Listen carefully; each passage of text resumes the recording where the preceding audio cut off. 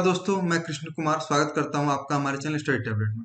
दोस्तों, आज हम जिस टॉपिक पे बात करने वाले हैं वो है कि यूपीएससी की प्रिपरेशन हम जॉब के साथ कैसे करें। तो आज का हमारा वीडियो का टॉपिक आपको दिख रहा है, master plan for UPSC preparation for working aspirants. देखो दोस्तों, सबसे पहले मैं आपको एक बात बता देना चाहता हूँ। अगर आप एक वर्किंग प्रोफेशनल हो और अगर आपको यूपीएससी का प्रिपरेशन करना है तो पहली बात मान लो कि आपको कभी किसी को नहीं बताना है। आपके ऑफिस में, इवन आपकी फैमिली में भी ज्यादा लोगों को मत बताओ कि मैं यूपीएससी की प्रिपरेशन कर रहा हूँ, क्योंकि ये जो चीजें है ना, ये चीजें आपको बांध देती है, एक दायरे में बांध देती है। अगर आप नहीं करोगे ना, तो आपको फिर ऑफिस में भी लोग ताने देंगे, अरे यार ये तो यूपीएससी का प्रिपरेशन कर रहा था। फैमिली वाले भी ताने देंगे, ये तो यूपीएससी का प्रिपरेशन कर रहा था। तो भाई, आपको किसी को बताना नहीं है। और दूसरी बात, आपको ये नहीं सोचना है कि अरे यार, जो लोग बिना जॉब के यूपीएससी की प्रिपरेशन कर रहे हैं उनके पास टाइम ही टाइम है। वो 13 घंटे पढ़ रहे हैं, 14 घंटे पढ़ रहे हैं, मुझे 5-6 घंटे मिल रहे हैं। दोस्तों, अगर ये चीज आपने सोच लिया ना, उस दिन आप हार गए। लोग बोलते हैं ना कि मतलब पहले अगर आपने अपने आप को वीक मान लिया तो आप हार गए। अब मान लो कि आप जैसे, एक छोटी सी टीम है बांग्लादेश, उन्होंने ऑस्ट्रेलिया को हरा दिया, पाकिस्तान को हरा दिया। अगर ऑस्ट्रेलिया के सामने जाते ही सोच लेते ऑस्ट्रेलिया मेरे से बहुत ही ज्यादा अच्छी टीम है, हम कैसे फेस करेंगे, तो क्या वो जीत पाते कभी ऑस्ट्रेलिया से? दोस्तों, ये जो चीजें हैं ना, ये आपको गांठ बांध लेनी चाहिए। चलो, ये तो हो गई बहुत सारी बातें। अब हम बात करते हैं कि आपको सबसे पहले क्या खास ध्यान रखना है। देखो दोस्तों, हमारा जो जॉब होता है ना, किसी का जॉब 9 to 9 होता है, किसी का जॉब 10 to 6 होता है। दोस्तों, आपके पास बहुत कम टाइम होता है, 5 से 6 घंटे होते हैं। तो सबसे पहले आपको ऑफिस को ऑफिस में ही छोड़ के आना है। अगर आप ऑफिस को घर लाते हो तो फिर आप यूपीएससी की प्रिपरेशन नहीं कर पाओगे। अब चलो, अब हम बात करते हैं कि आपको यूपीएससी की तैयारी कैसे करनी है। देखो दोस्तों, मैं आपको बोलूंगा कि आपके पास टाइम दिन के 6 घंटे ही बचे हैं। तो मैं एक चीज आपको बोलूंगा, भले आप बोलोगे कि अरे यार, इंसान पागल हो गया है, क्या बोल रहा है। आप पेपर मत पढ़ो, न्यूज पेपर स्किप कर दो।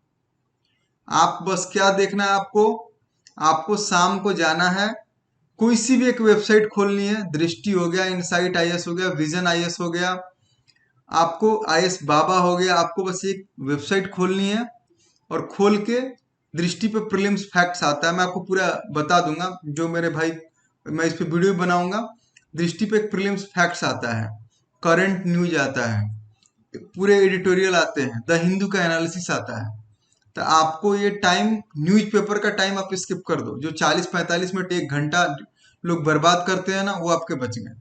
वो आपको कितना मिनट लगेगा, हार्डली आपको 10 से 20 मिनट में प्रीलिम्स फैक्ट्स पढ़ना है, एडिटोरियल देखना है। आपको ज्यादा नहीं घुसना है। मैं आपको बताऊंगा आपको कैसे प्रिपेयर करना है। बस इतना समझो कि आपको ज्यादा नहीं घुसना है, बस उतना किया और निकल गए। तो आपको न्यूज़पेपर को स्किप कर देना है। देखिए दोस्तों, वर्किंग प्रोफेशनल्स में भी दो तरह के लोग होते हैं। एक, जैसे वो खुद की गाड़ी से ड्राइव करके जा रहे हो, या तो बाइक ड्राइव कर रहे हैं, या कार ड्राइव कर रहे हैं। और ऐसे लोग दूसरे, जो कि पब्लिक ट्रांसपोर्ट से जा रहे हैं या किसी टैक्सी में जा रहे हैं। तो जो लोग पब्लिक ट्रांसपोर्ट या टैक्सी में जा रहे हैं, उनको एक फायदा है कि वो उतने देर में अपना करंट अफेयर्स का पार्ट पूरा कर सकते हैं। वो इतने देर में पेपर्स की जो मेन हेडलाइंस होती है वो देख सकते हैं। किसी वेबसाइट जैसे दृष्टि हो गई, इनसाइट हो गया, विजन आईएएस, आईएएस बाबा, इनकी वेबसाइट पे जाके उस दिन का करंट अफेयर्स का मेन टॉपिक्स और प्रीलिम्स फैक्ट जैसे दृष्टि पे आता है वो देख सकते हैं। इस तरह से आप अपने जो बचे हुए समय है ना ऑफिस में, अगर आपको बचे हुए समय मिलता है तो आप अपना करंट अफेयर्स का पार्ट ऑफिस में पूरा पूरा कर सकते हो।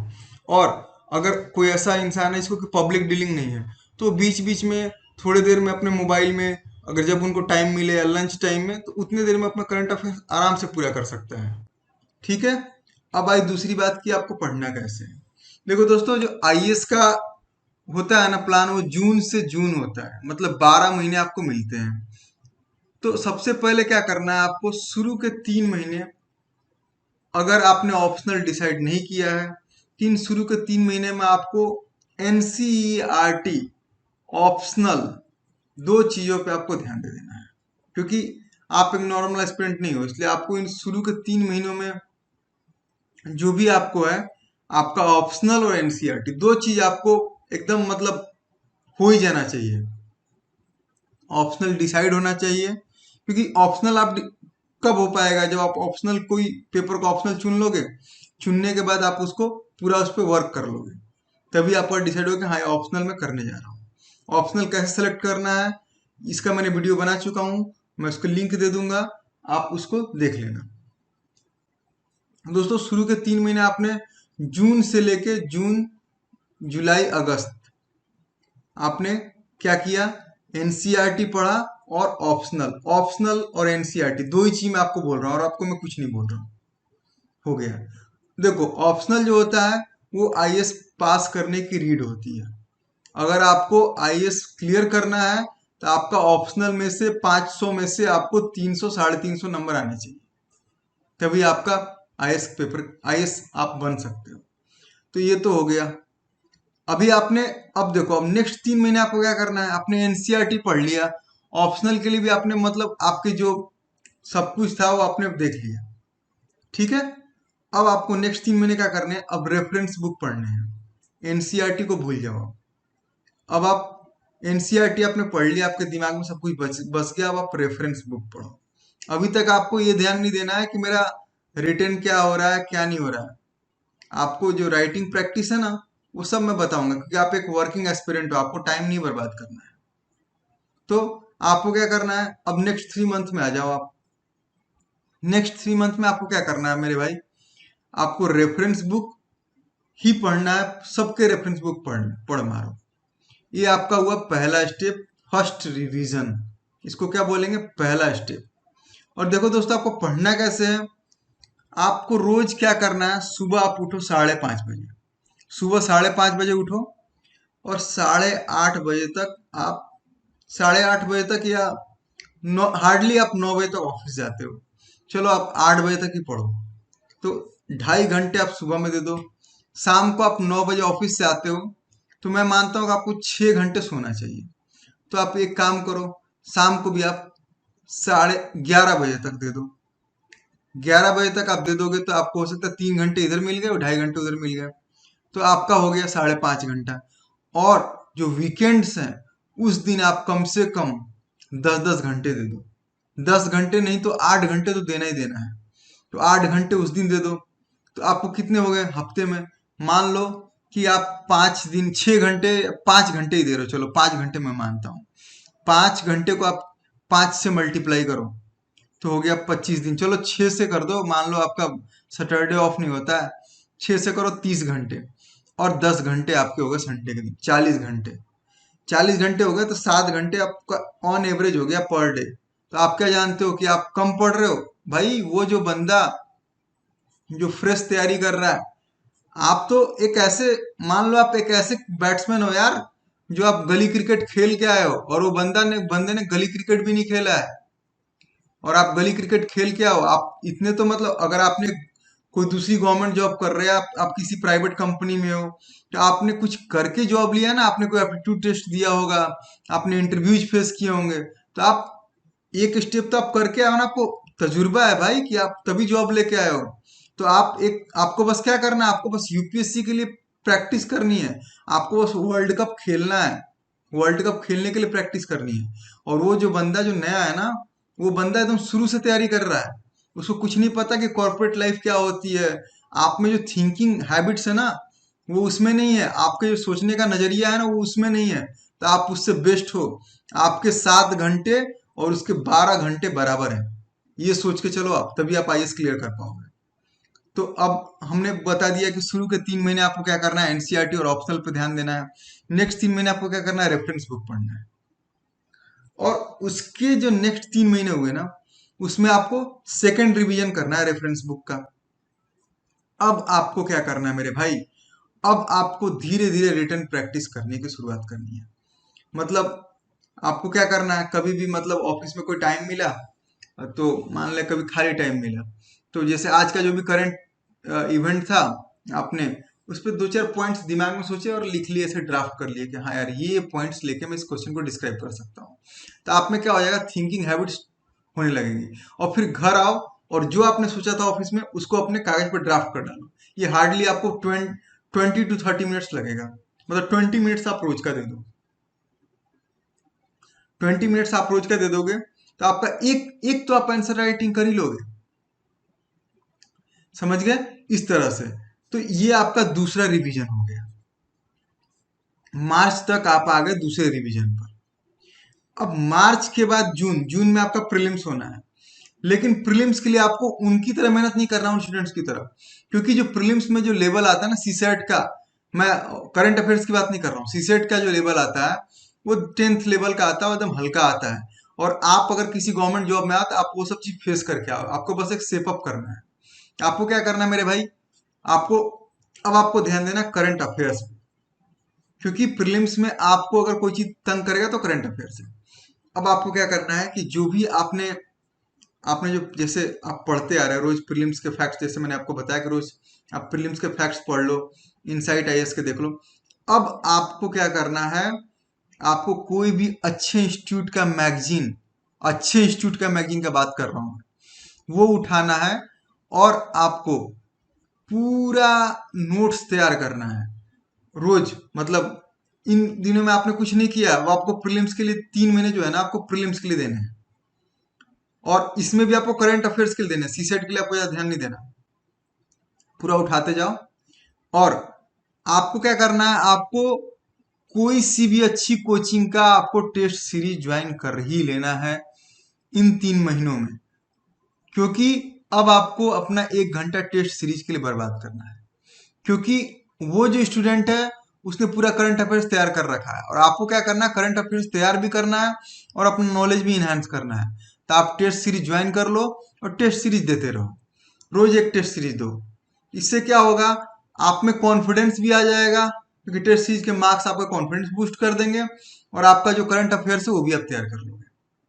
तो हो गया। अब आपका जो लास्ट का जो 45 डेज है उसमें आपको क्या करना है, उसमें आपको सीसेट उठा के, क्योंकि आपके पास सीसेट को तैयार करना भी पड़ेगा, क्योंकि अगर सीसेट में फेल हो गया तो फिर ये कॉपी चेक नहीं होगी। तो आपको लास्ट 45 डेज में सीसेट को भी तैयार कर लेना है। सीसेट को ज्यादा टाइम मत दो, रोज के 2 घंटे सीसेट को आप दो, रोज के 2 घंटे, बस 2 घंटे आप 45 डेज दो तो आपका तैयार हो जाएगा। अब आप बोलोगे कि साहब आप तो बोल रहे हो कि पेपर भी मत पढ़ो। मैं आपको बताता हूँ बेस्ट प्लान।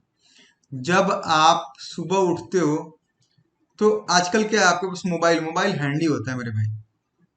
आप मोबाइल से एक काम करो, दो चीज काम करो। ऑल इंडिया रेडियो का एक आता है, एक कार्यक्रम वो सुनो, और एक कार्यक्रम डीडी न्यूज का। दो कार्यक्रम आप सुन लो, और रात को सोते समय भी ऑल इंडिया रेडियो का एक कार्यक्रम आता है वो सुन लो, और डीडी न्यूज का कार्यक्रम, जो भी आपको अच्छा लगे। क्योंकि वो क्या होता है, मतलब ऑल इंडिया रेडियो की जो भाषा होती है ना, वो कानों को बहुत मतलब अच्छा लगता है, सुनने में अच्छा लगता है।